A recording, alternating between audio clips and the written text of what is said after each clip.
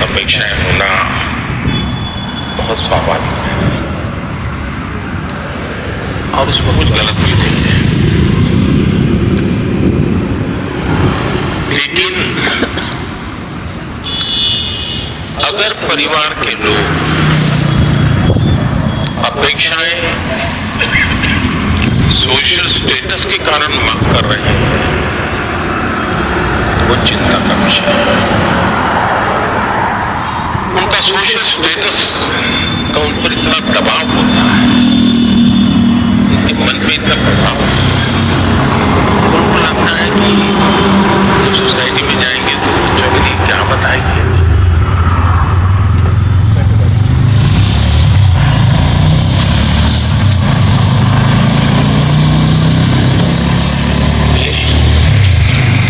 अगर बच्चे वीक हैं तो कैसे उनके सामने चर्चा करेंगे।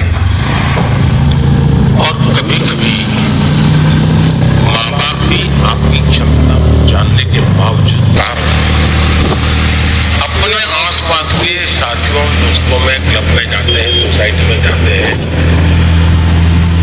तालाब में कपड़े धोए जाते हैं, बैठते हैं, बातें करते हैं, बच्चों की बातें निकलती हैं, फिर उनको एक इंफिनिटी कॉन्फ्लिक्ट आता है और इसलिए बाहर बहुत बड़ी बड़ी बातें बता देते हैं अपने बच्चों के लिए और फिर धीरे धीरे वो इंटरनलाइज कर लेते हैं और फिर घर में आकर के भी वही अपेक्षाएं और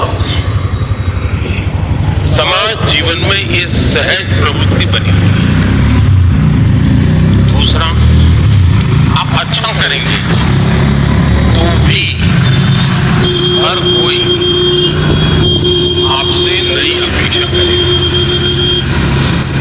हम तो राजनीति में हैं, हम कितने ही चुनाव क्यों न जीत ले, लेकिन ऐसा दबाव पैदा किया जाता है कि हमें हारना ही नहीं। 200 लाए हैं तो बोले 200-250 क्यों नहीं लगे, 250 लाए तो 300 क्यों नहीं लगे, 300 लाए तो 350 क्यों नहीं लगे। चारों तरफ से दबाव बनाया जाता है। लेकिन क्या हमें इन दबावों से दबना चाहिए? पल भर सोचिए कि आपको जो दिन भर कहा जाता है, उसी में अपना समय बर्बाद करेंगे कि आप अपने भीतर देखें अपनी क्षमता, अपनी आवश्यकता, अपने इरादे, थोड़ा हर अपेक्षा को उसके साथ जोड़िए। आप कभी क्रिकेट मैच देखने गए होंगे, आपने देखा होगा कि बैट्समैन खेलने के लिए आते हैं और पूरा स्टेडियम, हजारों लोग होते हैं स्टेडियम में, वो चिल्लाना शुरू करते हैं, चौका चौका चौका, छक्का छक्का, शिक्षा। क्या वो ऑडियंस की डिमांड के ऊपर चौके और छक्के लगाता है क्या? ऐसा करता है क्या कोई प्लेयर? चिल्लाते रहे, कितना ही चिल्लाते रहे, उसका ध्यान उस बॉल पर ही होता है जो आ रहा है। उस बॉलर के माइंड को स्टडी करने की कोशिश करता है और जैसा बॉल है वैसे ही खेलता है, न कि ऑडियंस चिल्लाता है। फोकस रहता है। अगर आप भी अपनी एक्टिविटी में फोकस रहते हैं, याद भी दबाव बनता है, अपेक्षाएं बनती हैं, कभी न कभी आप उसको मिटवित करेंगे, आप उस संकटों से बाहर आ जाएंगे। और इसलिए मेरा आपसे आग्रह होगा कि आप दबावों के दबाव में न रहें। हाँ, कभी कभी दबाव को एनालिसिस कीजिए। कहीं ऐसा तो नहीं है कि आप स्वयं के विषय में अंडर एस्टिमेट कर रहे हैं। आपकी क्षमता बहुत है, आप खुद ही इतने मेंटालिटी के है कि नया करने के लिए जो सोचते नहीं, तो खोड़ा बन जाती है, बड़ी ऊर्जा बन जाती है। और इसलिए अपेक्षाएं, माँ बाप को क्या करना, मैंने पहले ही कहा, पर दबाव काम पर नहीं करना चाहिए, लेकिन बच्चों ने अपनी क्षमता से कम भी अपने आप को नहीं आंकना चाहिए। और दोनों चीजों की बल देंगे तो मुझे पक्का विश्वास है आप ऐसी समस्याओं को बहुत आराम से सुलझा देंगे।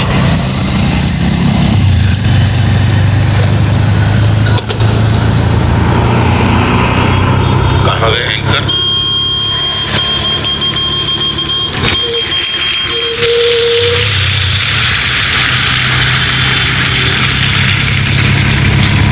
माननीय प्रधानमंत्री जी, आपका कोटि कोटि धन्यवाद। आपके प्रेरक वचनों से अभिभावकों का अपने बच्चों के लिए समझने का मार्ग मिला है। मान्यवर के दबाव में न रहे, हम गांठ बांधकर परीक्षा में उत्साह बनाए रखेंगे। आपका धन्यवाद। माननीय प्रधानमंत्री जी, चंबा प्रकृति के अनछुए सौंदर्य को समेटे भारत के पेरिस के रूप में प्रसिद्ध पर्वतीय नगर है। चंबा हिमाचल प्रदेश से आरुषि ठाकुर आभासी माध्यम से हमसे जुड़ रही हैं। आरुषि, कृपया अपना प्रश्न पूछें।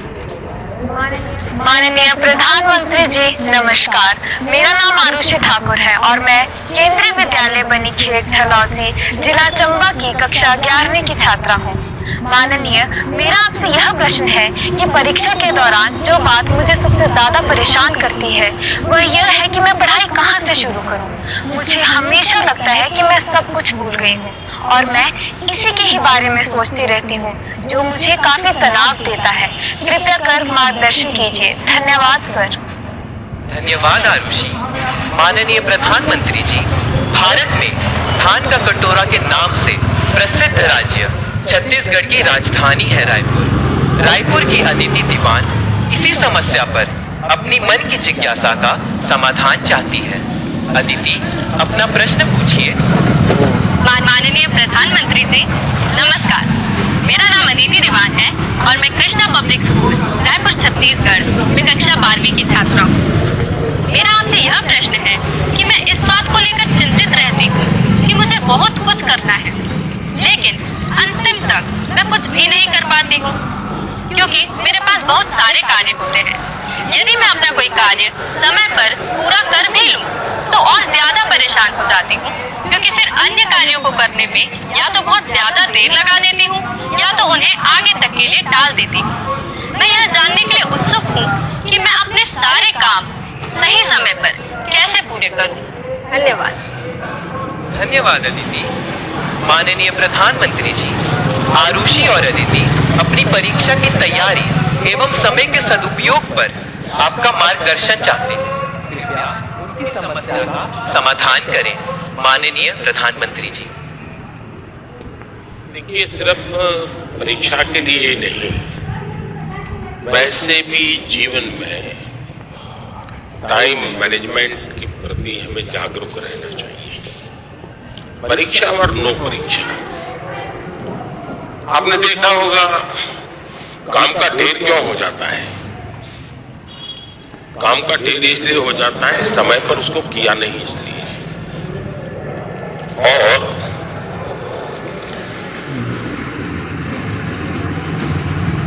काम करने की कभी थकान नहीं होती,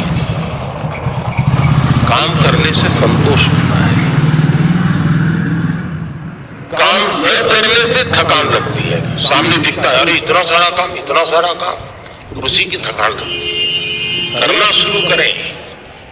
दूसरा, आप कभी कागज पे अपना पेन पेंसिल लेके डायरी पे लिखिए। एक हफ्ते भर आप नोट कीजिए आप अपना समय कहाँ बिताते हैं। अगर पढ़ाई भी करते हैं तो कितना समय किस विषय को देते हैं, और उसमें भी शॉर्टकट ढूंढते हैं कि बेसिक में जाते हैं, बारीकियों में जाते हैं। थोड़ा अपना एक एनालिसिस कीजिए।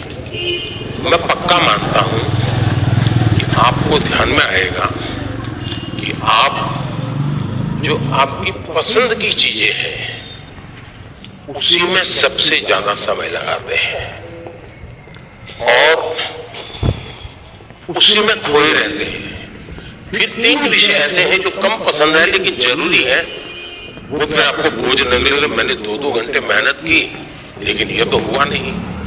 और इसलिए आप सिर्फ पढ़ना 2 घंटे ऐसा नहीं, लेकिन पढ़ने में भी जब फ्रेश माइंड है तब जो सबसे कम पसंद विषय है आपको, सबसे ज्यादा कठिन लगता है, तय कीजिए पहले 30 मिनट इसको, फिर एक पसंद की वाला विषय है 20 मिनट उसको, फिर थोड़ा कम पसंद वाला 30 मिनट उसको। आप ऐसा स्लैब बनाइए तो आपको रिलैक्सेशन भी मिलेगा और आपको जो माजा होता है, धागा होता है, वो कभी एक दूसरे में उलझ जा करके एकदम से बड़ा गुच्छा बन जाता है। अब बुद्धिमान इंसान क्या करेगा? यूं यूं खींचेगा क्या? ताकत लगाएगा क्या? ऐसा नहीं करेगा। वो धीरे से एक एक तार को पकड़ने की कोशिश करेगा कि खुलने का रास्ता कहाँ है, और फिर धीरे धीरे धीरे खोलेगा तो इतना बड़ा गुच्छा भी आराम से खुल जाएगा और सारा माजा, सारा धागा एक जैसी जरूरत है वैसा उसके हाथ लग जाएगा। हमें भी उस पर जोर जबरदस्ती नहीं करनी है, आराम से सॉल्यूशन निकालना है। और अगर आराम से सॉल्यूशन निकालेंगे तो मुझे पक्का विश्वास है कि आप उसको बड़े ढंग से करेंगे। दूसरा, आपने कभी घर में अपनी माँ के काम को ऑब्जर्व किया है क्या? यूं तो आपको अच्छा लगता है कि जैसे स्कूल से आए तो माँ ने सब रेडी करके रखा था, सुबह स्कूल जाना था तो माँ ने सब तैयार करके रख दिया था, लगता तो बहुत अच्छा है। लेकिन क्या कभी ऑब्जर्व किया है कि माँ का टाइम मैनेजमेंट कितना बढ़िया है? उसको पता है सुबह ये है तो मुझे 6 बजे ये करना पड़ेगा, 6:30 बजे ये करना पड़ेगा, उसको 9 बजे जाना है तो ये करना पड़ेगा, वो 10 बजे घर आएगा तो ये करना पड़ेगा। यानी इतना परफेक्ट टाइम मैनेजमेंट माँ का होता है। और जबकि काम सबसे ज्यादा माँ करती रहती है, लेकिन किसी काम में उसको बोझ अनुभव नहीं होता है। थक गई, बहुत काम है, बहुत ज्यादा, ऐसा नहीं करती। क्यों? उसे मालूम है कि मुझे इतने घंटे में ये तो करना है। और जो एक्स्ट्रा टाइम मिलता है कभी वो चुप नहीं बैठती, कुछ न कुछ अपना क्रिएटिव एक्टिविटी करती रहती है। सुई धागा लेके बैठ जाएगी, कुछ तो करती रहेगी, रिलैक्स करने के लिए भी उसने व्यवस्था रखती है। अगर माँ की गतिविधि को ढंग से ऑब्जर्व करोगे तो भी आपको एज ए स्टूडेंट अपना टाइम मैनेजमेंट का महत्व क्या होता है। और टाइम मैनेजमेंट ने 2 घंटे, 4 घंटे, 3 घंटे ये नहीं, माइक्रो मैनेजमेंट चाहिए। किस विषय को कितना टाइम देना है, किस काम को कितना टाइम देना है, और इतना बंधन भी नहीं डालने हैं। डिस्ट्रीब्यूट कीजिए समय को, जरूर आपको लाभ होगा। धन्यवाद।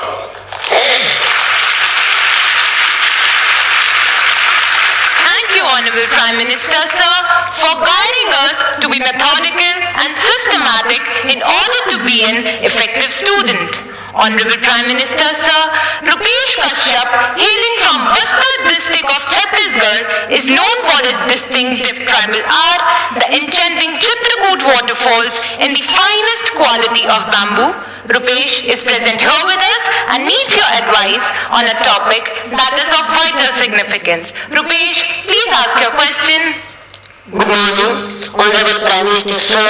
My name is Rupesh Kashyap. I am a student of class 9 from Swami Atmanand Government English. Camera उस बच्ची पे लगाइए। हाँ, From Swami Atmanand Government English Medium School, Tarwa, District Bastar, Chhattisgarh.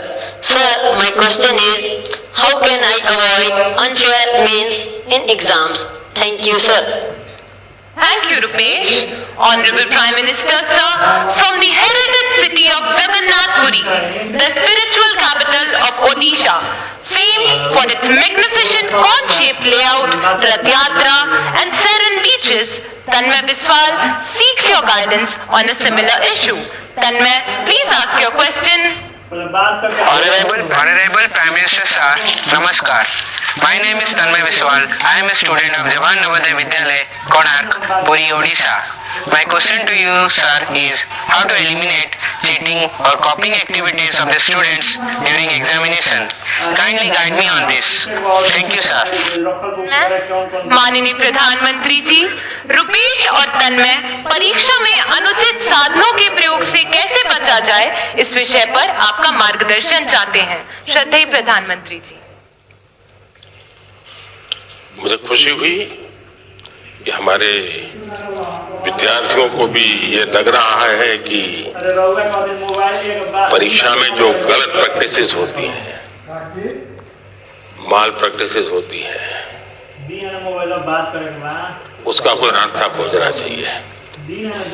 खास करके जो मेहनती विद्यार्थी होते हैं उनको जरूर इसका बहुत ही चिंता रहती है कि मैं इतनी मेहनत करता हूं और ये चोरी कर करके, कॉपी कर करके, नकल करके अपना गाड़ी चला लेता है।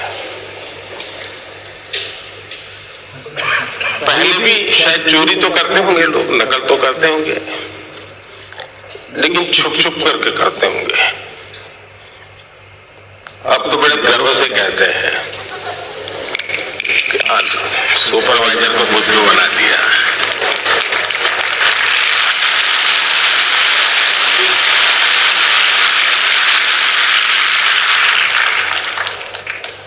ये जो मूल्यों में बदलाव आया है वो बहुत खतरनाक है और इसलिए समाज सच ये हम सबको सोचना होगा। दूसरा अनुभव आया है कि कुछ स्कूल या कुछ ऐसे टीचर्स जो ट्यूशन क्लासेस चलाते हैं उनको भी लगता है कि मेरा स्टूडेंट अच्छे तरह से निकल जाए, क्योंकि मैंने उसके माँ बाप से पैसे लिए हैं, कोचिंग करता था, तो वे उसको गाइड करते हैं, मदद करते हैं नकल करने के लिए। करते हैं ना? ऐसे टीचर होते हैं ना? नहीं होते?